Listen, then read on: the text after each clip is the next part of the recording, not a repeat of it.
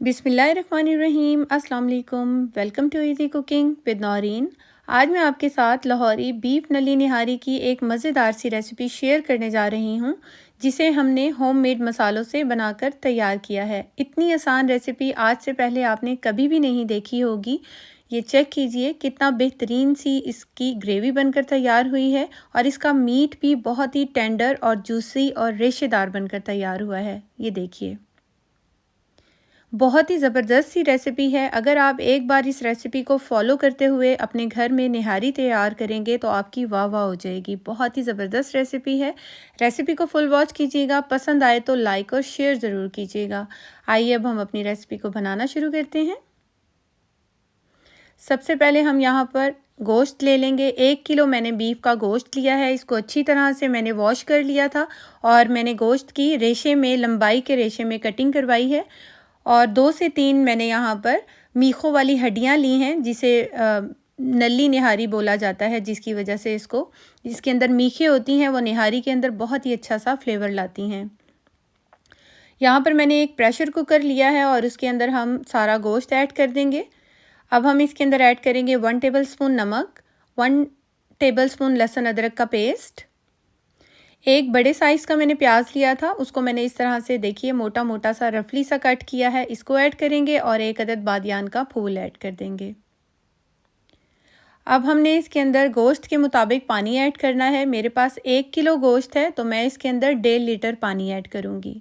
Beef थोड़ा ज़्यादा time लेता है गलने में और उसको पानी की भी ज़्यादा ज़रूरत होती है। एक बार अच्छी तरह से सारे मसालों को मिक्स करेंगे और इसके बाद इसको हमने ढक कर पकाना है। हमने इसको हाई फ्लेम पर विसल आने तक पकाना है। जैसे ही इसकी विसल आएगी तो हम इसकी लो फ्लेम कर देंगे चूल्हे की और हमने इसको लो फ्लेम पर 1 से 1.5 घंटे तक पकने देना है। और तकरीबन यहाँ पर 1.5 घंटा हो चुका था इसको पकते हुए। और जब प्रेशर कुकर की गैस अच्छे से रिलीज़ होगी तो हम इसका ढक्कन ओपन किया है मैंने, और ये चेक कीजिए कितनी बेहतरीन सी अभी से इसके अंदर बहुत ही अच्छी सी खुशबू आ रही है। और यहाँ पर गोश्त भी बहुत अच्छे से गल चुका है।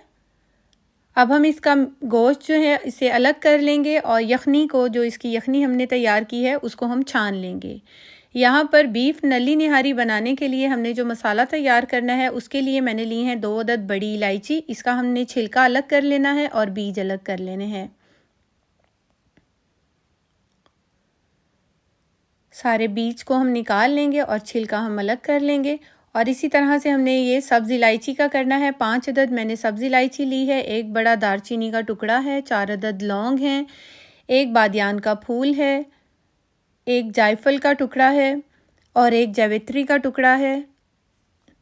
और 2 अदद मैंने यहाँ पर पीपली ली है, जिसे लौंग पेपर भी बोला जाता है।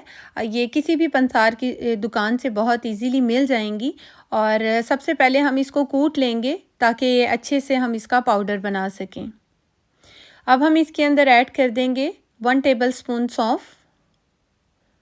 और अब हमने ये देखिए, मैंने हरी इलायची के भी बीज निकाल लिए थे और पीपली को भी कूट लिया है। और इसके जो छिलके हैं इसको हम कोई भी भगार वाले चावल बनाएं उसके अंदर हम इस्तेमाल कर सकते हैं, या चाय में सब्ज़ इलायची के छिलके भी इस्तेमाल कर सकते हैं। इसको ज़ाया बिल्कुल भी नहीं कीजिएगा। अब हम एक मिक्सी का जार ले लेंगे और उसके अंदर इन सारे गरम मसालों को पीस लेंगे। ये खुशबूदार सा हमारा निहारी का मसाला बन चुका है। अब इसके अंदर और क्या क्या चीज़ें ऐड करनी है वो मैं आगे चलकर आपको बताऊंगी। यहाँ पर हमने सबसे पहले एक पैन ले लिया है, जिसके अंदर हम ऐड करेंगे 1 कप ऑयल,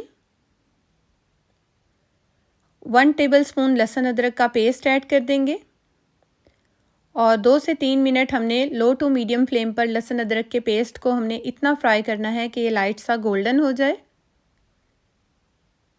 जैसे ही लाइट सा गोल्डन होगा हम इसके अंदर थोड़ा सा पानी ऐड कर देंगे, 2 से 3 टेबलस्पून के करीब, ताकि इसका अच्छा सा रोगन सा बन जाए, ब्राउन ब्राउन सा। और इसके बाद हम इसके अंदर ऐड करेंगे 1 टीस्पून नमक, 1 टीस्पून सुर्ख मिर्च का पाउडर, हाफ टी स्पून हल्दी पाउडर, 1 टीस्पून भुना कुटा ज़ीरा। और अब हम इसके अंदर ऐड करेंगे धनिया पाउडर 1 टीस्पून और 1 टेबलस्पून मैं इसके अंदर गरम मसाला पाउडर डाल रही हूँ और 1 टीस्पून कश्मीरी लाल मिर्च डाल रही हूँ। इससे कलर बहुत अच्छा आता है। और अब हम इसके अंदर ऐड कर देंगे निहारी मसाला जो हमने अभी पीसा था। इन सब चीज़ों को अच्छी तरह से मिक्स करेंगे और इसको हमने 3 से 4 मिनट मसाले को पकाना है लो फ्लेम पर। और उसके बाद हम इसके अंदर दही ऐड कर देंगे 1 कप। अच्छी तरह से फेंटा हुआ ये दही है और इसको ऐड करने के बाद हमने अच्छे से मिक्स करना है मसालों के साथ दही को। और थोड़ा सा पानी भी ऐड कर देंगे क्योंकि दही बहुत ज़्यादा जो थी वो थिक थी। एक बार अच्छी तरह से मिक्स करने के बाद हमने इसको लो टू मीडियम फ्लेम पर 4 से 5 मिनट के लिए मसाले की भुनाई करनी है कि ऑयल अच्छे से रिलीज़ हो जाए। और जब ऑयल अच्छे से रिलीज़ हो जाएगा, मसालों की अच्छी सी खुशबू आने लगेगी, तो हम इसके अंदर गोश्त ऐड कर देंगे जिसे हमने यखनी में से निकाल कर रखा था। और अब हम गोश्त के साथ मसालों की भुनाई करेंगे 4 से 5 मिनट और इसके बाद हम इसके अंदर ऐड कर देंगे यखनी। एक बार मिक्स कर देंगे और अब हम इसको लो टू मीडियम फ्लेम पर 15 से 20 मिनट ढककर पकने देंगे ताकि तमाम मसाले अच्छी तरह से यकजान हो जाएं और खुशबूदार बन जाएं। मुझे यहाँ पर इसको 25 मिनट हो गए हैं तकरीबन पकाते हुए। और अब हम इसके अंदर ऐड करेंगे, हमने सबसे पहले इसकी जो ग्रेवी है उसे हमने निकाल लेना है। चूल्हे की फ्लेम मैंने बंद कर दी है ताकि ग्रेवी इसकी अच्छे से ऊपर आ जाए, यानी कि ऑयल अच्छे से रोगन ऊपर आ जाए। रोगन को हमने निकाल कर साइड पे कर लिया है।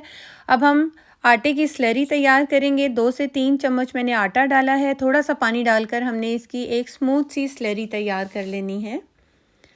इसके अंदर कोई भी लम्स नहीं होने चाहिए, जिसकी वजह से मैं इसको चाय वाली छन्नी की मदद से छान रही हूँ ताकि हमें इसका एक फ़ाइन सा पेस्ट मिले। और यहाँ पर पानी में भी, यानी कि जो हमने ग्रेवी रखी थी उसके अंदर अच्छे से उबाल आ चुका है। और तेज़ उबलते हुए ग्रेवी के अंदर हम ये आटे की स्लरी डालेंगे और फ़ौरन से हमने इसके अंदर चम्मच चला देना है ताकि इसके लम्स ना बने। और अब हमने आटे की स्लरी के साथ भी इसको 5 से 10 मिनट पकने देना है। और इसके बाद हमने जो रोगन निकाल के रखा था उसको ऐड करेंगे। थोड़ा सा गरम मसाला पाउडर डालेंगे और इसे ढक कर दम वाली फ्लेम पर 5 से 10 मिनट के लिए रख देंगे।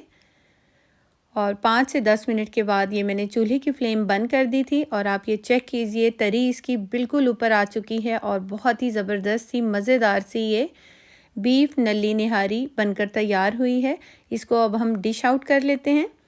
थोड़ा सा इसके ऊपर कटा हुआ हरा धनिया, हरी मिर्च और लंबाई में कटी हुई जुलियन कटी हुई अदरक ऐड कर देंगे।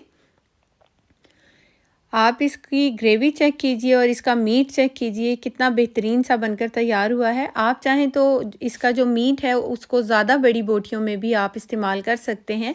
मैंने नॉर्मल ही रखा था, मैंने ज़्यादा बड़ी भी नहीं की थी और ज़्यादा छोटी भी नहीं रखी थी। और ये बहुत ही बेहतरीन सी हमारी निहारी बनकर तैयार हो गई है। होपफुली आपको ये मेरी रेसिपी ज़रूर पसंद आई होगी। रेसिपी अच्छी लगी हो तो इसे लाइक, शेयर और मेरे चैनल को सब्सक्राइब ज़रूर कीजिएगा। Thanks for watching. अल्लाह हाफिज़।